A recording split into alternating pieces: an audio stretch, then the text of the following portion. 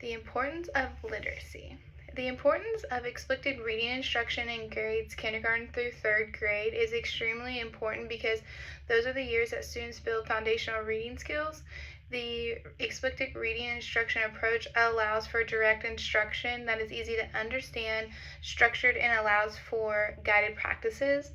This approach allows for less errors and bad habits to be formed while the students are learning and discovering the skills needed for reading. The effects that dyslexia has on students' reading success depends on the severity of their diagnosis and effectiveness of the instruction they receive. Students that have a severe diagnosis can be paired with a very successful and experienced educator and can still have great success. It's just going to come harder and more challenging than if a child didn't, or if the student didn't have dyslexia. Students with dyslexia struggle with word recognition, fluency, spelling, writing, and in some severe cases even vocalizing their word sounds or letter sounds. As reading skills become more advanced, such as building grammar skills, exercising comprehension, and writing skills, the effects of dyslexia can hinder students' reading success overall. The science of reading in Scarborough's reading rope are focused on components such as decoding, language comprehension, and word recognition. The science of reading emphasizes that the skill of reading is a developmental skill that must be built step by step with successful instruction. The Scarborough's reading rope is also focused on stages of skills being used to successfully be able to read and comprehend what is being read.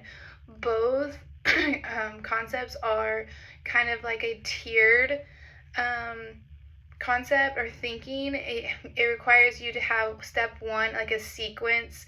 You need to learn step one to move to step two.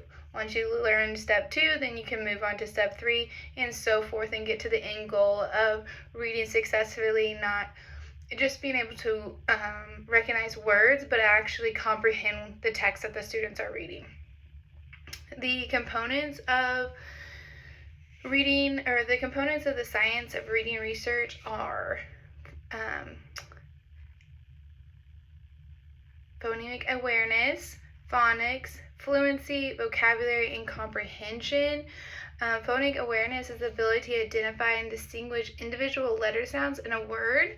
Students with this awareness can understand that all words are created with separate sounds, and when they come together, they build a word. Phonics is a relationship between letters and their sounds in a language. Students must be able to understand how a letter represents sounds, and they use the skill of decoding written words and encoding words as they write. Fluency is the ability to read words accurately with correct expressions and at a grade level appropriate speed. This concept focuses on quick word recognition and overall comprehension. The skill of fluency can be looked at as a connection of decoding words and ability to comprehend the words that were decoded accurately. Vocabulary, this is the words students have accumulated and the ability to communicate them through their reading and their writing. Being able to use the words correctly in different contexts and with correct meaning is successfully using this concept. And the end goal is comprehension. Reading comprehension can be looked at as like the cherry on top of the reading sundae. It uses all the components to construct meaning from the text that the student is reading. This component relies on mastering multiple skills, and with the correct instruction can be the end goal for achieving the master skill of reading. 2 instructional strategies for each of these components. Luckily, I get to work with second grade, so I get to see these firsthand. For phonemic awareness, blending and segmentation / stretching. Blending would be when a teacher says individual phoneme sounds. So, for instance, I would go at, and the students would say sat, because they would put those or blend all of those phonemes together to make one word. And then segmentation, we use the word stretching.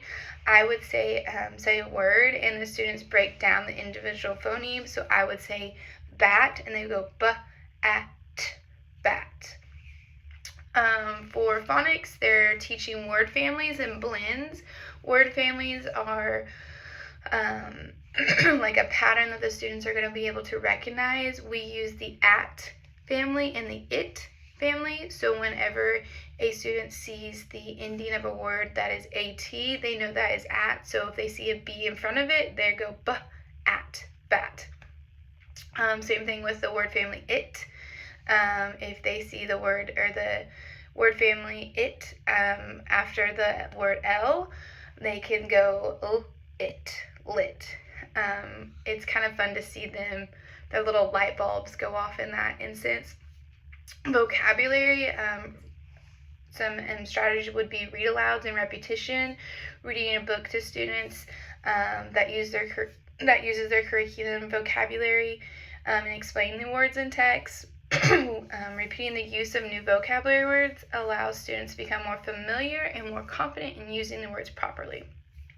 For fluency, minute readers and guided reader booklets. The minute readers are just almost like a cold read. The students are timed, but it is to see more of a progression of their fluency, and they're allowed to read it more than once. And then they get to see their progress as well, and that builds their confidence. Guided reader booklets are students are given those to encourage students to read the same text multiple times for practice, which promotes confidence and practice in reading smoothly and properly. Comprehension. Two strategies that could go with comprehension is asking text-related questions at the beginning of the story, kind of in the middle, and at the end. And then also another strategy would asking them to predict what might happen after the story ended. These strategies stimulate the students' critical thinking and rely on them to use other concepts to understand what is being read and make connections. This also is kind of a fun strategies to do to challenge them. Also gets their critical thinking skills to think outside the box, and it gets them really engaged and excited about the story. Why is it so important to teach the components of reading in sequence? Because each component builds on the mastery of the previous component skills. Meaning, if I try as a teacher try to teach students comprehension or vocabulary first, they would not have the knowledge of letter sound recognitions, phonemes, patterns, blends, any of those, I would say, like small brick foundational skills to build up to the comprehension skill. Students need these skills to be able to comprehend their reading as they would understand the words that they are reading. Meaning, if they know their patterns, if they look for the word families, if they look for certain blends, they're going to recognize that word, and they're also going to know that word because of the vocabulary use they've had, and they will be able to comprehend that word in a larger text setting. I hope you enjoyed and learned a few new things. Thank you.